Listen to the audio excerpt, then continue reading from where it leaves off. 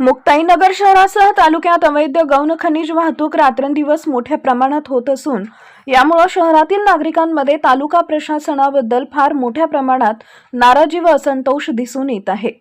सध्या रस्ते विकास कामांच्या नावाखाली मोठ्या प्रमाणात अवैध गौण खनिज वाहतूक सुरू असून यावर कधी कारवाई होणार हा प्रश्न उपस्थित झालाय।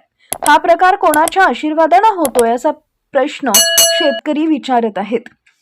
एकीकडे महसूल प्रशासन म्हणते गौण खनिजाचे अवैध उत्खनन आणि वाहतूक होत असल्यास नागरिकांनी संबंधित तहसीलदार किंवा भरारी पथकाकडे तक्रार करावी, जेणेकरून तातडीने कारवाई करता येईल। मात्र होत असलेल्या उत्खननाबाबत संबंधित तलाट्यास माहिती विचारली असता होत असलेल्या उत्खननाबाबत प्रांत अधिकाऱ्यांना विचारण्याचा जावई सल्ला देत उत्खनन स्थळी येण्यास असमर्थता दर्शवली आहे। तालुका प्रशासनाचं या अवैध गौण खनिज वाहतुकीकडे अर्थपूर्ण दुर्लक्ष असल्याची चर्चा शहरात आहे।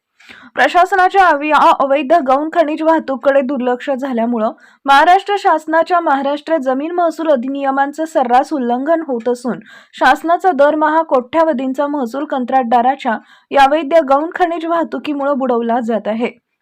महसूल अधिनियमांचे उल्लंघन करणाऱ्या अवैध गौण खनिज वाहतूकदारांना पाठीशी घालणाऱ्या तालुका प्रशासनावर जिल्हा प्रशासन कारवाई करणार का असा प्रश्न तालुक्यातून विचारला जातोय। Bureau report Mahanews 19 Muktainagar.